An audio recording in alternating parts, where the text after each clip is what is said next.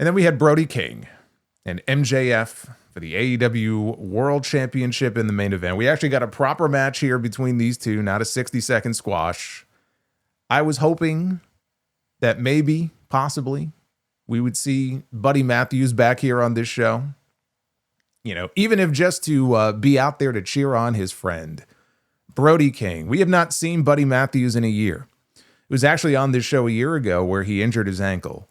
And it ended up being a far worse injury than anybody thought at the beginning. I know he's had some complications. I haven't been following every single update on his social media. I've seen some of them, but I was kind of hoping that, man, maybe, you know, they're just keeping it hush-hush. And they've been waiting for this next Australia show and he would show up. And maybe they would even shoot an angle where he factored into Brody King losing this match. And you could do something with Brody and Buddy. Buddy was never even mentioned. He wasn't there. Obviously, he's still not anywhere near 100%. I wish him well. Bandito was there, although he didn't show up until midway into the match. He ran out to be cheerleader for Brody King because MJF was working over his knee and they were telling that story. So Bandito comes out and he's banging on the mat and he's cheerleading for him. And Bandito's got a brace on his or sleeve, whatever it was, on his left hand. He has a hand injury that he's been dealing with. So they had a good match. It was a good main event. I could actually say the same thing about the finish here, where it kind of came off as anticlimactic, where, you know, for all the stuff they were doing to each other, dropping each other on their heads and whatnot, MJF hit a heat seeker and then just pinned him. But again, once Hangman became number one contender, not that we didn't already know, you know, that MJF was not losing his championship to Brody King, but I mean, once Hangman became number one contender, it was preordained. Like we knew where this was going here. And so MJF retains the title. Hangman comes out with a contract for Revolution, signs it. So I guess we don't have to worry about a contract signing, although we are getting a face-to-face on TV this week between them. And so now the main event of Revolution has been set. So Brody loses. But he won more than he lost with all of the attention that he got this week. And we got to talk about this Dave Meltzer report that caused a colossal shitstorm to the point where Warner Brothers Discovery felt the need to respond to it. On Dynamite last Wednesday, Brody King was not on the show, but for a video package hyping up his match with MJF. And MJF was not on the show either. He was in the video package as well. And Hangman wasn't there and Andrade wasn't there. So it's not like Brody King was the only one missing from the show. Willow Nightingale and Harley Cameron, they weren't there either because Excalibur said they had already flown to Australia, which is why they weren't there to help Chris Statlander in her loss to Tekla. So I didn't think anything of it. I just reasonably assumed they had all either left for Australia and they were in flight or they were already down there. But later that night, on Wrestling Observer Radio, Dave Meltzer suggested that Brody King was intentionally held off the show by Warner Brothers Discovery, which seems to be wielding an awful lot of power lately, if you believe the Trey Miguel story that they didn't want him on their networks when they signed the Rascals. And even that story doesn't really hold up to scrutiny when you really look at it. I mean, it's possible, but I think it's more likely that somebody in that company just didn't want Trey Miguel working there. But then Dave says that it was a WBD call not to have Brody on the show after the crowd in Las Vegas the week before broke into anti-ice chants before his match with MJF. Now, according to Dave, Warner Brothers Discovery were worried, the people that worked there were worried about the prospect of more chants, and they didn't want to upset the president because of the pending acquisition of the company by Netflix. By the way, Paramount Skydance sweetened its existing offer for the company this week. It had not budged from its offer of $30 per share, and they really still haven't, but they have sweetened it up in other ways. This is the point in the relationship where the other person takes out a restraining order because they now fear for their life. It gets more and more embarrassing for them by the week. But if the Netflix deal is to go through, it's going to need regulatory approval. And if anybody should get all up in their feelings, it could scuttle the Netflix deal. But this is what Dave said. The deal is that they didn't want the fans in the arena to be chanting that. If Brody came out, there was that risk. When he comes back, it will happen again. I don't know how they're going to handle it. This is, again, not a Tony call. This is from above. again with this. It came from above. I just laugh every time I hear him say that or I read that. He said, you know what it is? Nobody wants to get on Trump's bad side. If it wasn't for that, nobody would care. It's just a chant. But unfortunately, they've got a company they're trying to sell and get regulatory approval from a guy who is going to take that stuff personal. That's just how it is. No Brody King on the show when he absolutely, of course, Brody King and MJF should have had a segment on the show. Sean Ross Sapp of Fightful then refuted this, saying the rumors that Brody King was kept off Dynamite by WBD were vehemently denied to me. Andrew Zarian of the Mat Men podcast echoed Sean's tweet, saying, I can piggyback on this. I reached out to WBD contacts and they had not heard of anything regarding this.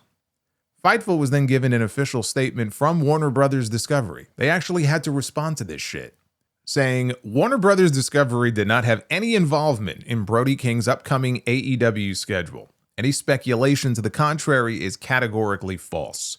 Brody is scheduled to appear during the next AEW event, which will air this Saturday on TNT and HBO Max. So Brandon Thurston of Post Wrestling, who was given the same statement when they reached out to WBD, followed up by asking, hey, some might interpret you saying Brody's upcoming schedule kind of leaves open the possibility that you did prevent him from appearing this week.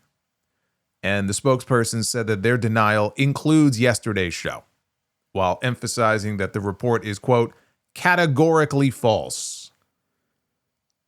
A lot of times we hear reports about WBD this, WBD that, and we never get any actual statement or feedback from WBD. This is one of those rare occasions where they responded, and they were pretty adamant in their denial of the entire thing. And last night, before Brody's match with MJF, the fans in Australia, they broke out into the same chant as the fans in Las Vegas. And they were not edited out of the show. Now, there was a noticeable jump cut right before the match started, where it looked like they may have cut out some of the chants. But if it was such a problem for them, they would have had the power to edit them out of the show entirely or just mute the audio. Again, it was a taped show that aired last night, and they didn't do that. Now, Meltzer, for his part, later tweeted, those at AEW have said nobody from WBD asked them not to use Brody King on last night's show, and this was just how it was booked, to only use him in a video package. We had heard over the weekend that there were concerns about how much pub the situation had gotten from the WBD side, but those at AEW said that they were not told not to put him on the show. So after the official denial from WBD, Dave then tweeted, so this corrects the report from last night. It had been a topic of conversation over the weekend. Yes, it corrects the report that he put out there. It's like the time he fell for the fake Backlash poster saying Backlash was coming to the Tokyo Dome last year. So he reported it. And it started to spread. Only to later tweet that he can confirm Backlash is not coming to the Tokyo Dome. Yes, because you tweeted it. The false report came from him. Only to then turn around to be the first to report that it wasn't true. Right? Or the time that he wrote a whole paragraph in The Observer, which he later deleted because it ain't there no more. But this was before WrestleMania 40 when they were teasing on-screen issues and tension between The Rock and Triple H. And he reported that they filmed a segment. He had watched a segment that they filmed with the two of them going nose to nose, cutting promos on each other in preparation for a potential match. A match with Triple H, who has a defibrillator implanted in his chest after he almost died. I'm reading his description of this segment and I realize someone tweeted him or shared in some way with him a video of a backstage segment from an episode of SmackDown in 2014. Now, how that happened, I have no fucking idea, because it's bad enough, like if you look in the background, there's a 2K15 poster on the wall. Why the hell would they be advertising 2K15 here in whatever year this would have been, 2024? But like, it's not like they even looked the same. It was 10 years ago. But he mistook it as a recent segment. And look, people make mistakes. I make mistakes. No one bats 1,000. But those are some massive mistakes for someone in his position who has been doing this for 40 plus years. His words carry weight. Him reporting that could have an impact on Brody King's career. Right? I mean, it could have a positive effect if fans rally behind him for it, or it could have a negative impact on his career. If it gets to a point now where it does become an issue for WBD and it affects Tony's ability then to use him on TV, that would be bad. But it shouldn't come as the result of something erroneous that Dave reported. That's the point. Now, I doubt Brody cares, since it only draws more attention to something that he obviously is very passionate about. And I also don't blame him for going out there and expressing himself on TV, because it is something that his boss allows him to do. Tony Khan gives his wrestlers, however you feel about it, the freedom to express themselves openly in ways that wrestlers in other companies cannot. So instead, they post videos on social media like Becky Lynch did a few weeks ago. In character, she's walking outside in the cold, saying that she hates ice. It's very dangerous and it hurts people, she said. Tony has no issue with it. So Brody is free to express himself however he chooses, so long as it isn't overly vulgar. And if it bothers you that much, then wear earplugs or don't watch the product. I mean, I don't know what to tell you. It is a choice that Tony Khan has made as far as how he wants to run his company. And one day when a wrestler says something or he wears a shirt on TV that pisses off the wrong people, then they won't be so free to express themselves anymore. But Dave claiming that WBD is basically trying to silence this man, if enough people think, hey, wait a minute, they don't want us to do it, well, then shit, we're going to have to do it even more now, right? I mean, it's like you tell someone they can't do something, what do you think they're going to do? As big as this blew up on Thursday, everywhere Brody King goes, they're going to follow him around. I mean, they were chanting it in Australia. And just look at the schedule that they have coming up. They're in California each of the next 3 weeks leading up to Revolution, which is in Los Angeles.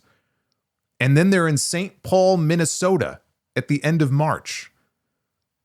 It's not going away. And neither is Brody. He cut a promo after the show last night saying that he's getting back into the world title hunt, not this week, but next Wednesday, the 25th. He's going to be back on Dynamite looking for a fight. So, I mean, I took that to mean he's not going to be on the show this week. For AEW, they've gotten a ton of mainstream publicity out of all this, including a long article on the CNN website on Saturday about wrestling and politics. And Brody King is the focal point of their story.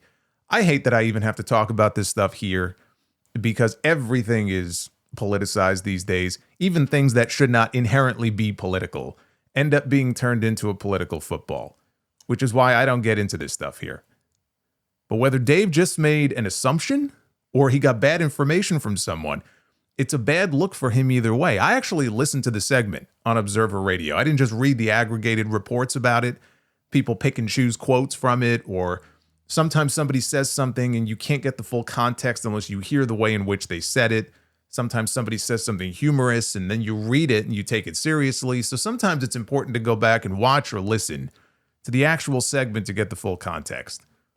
Because the subject, it just came up naturally in the course of him and Brian Alvarez discussing Dynamite. So I listened to it. It was pretty clear Dave was not just giving his opinion.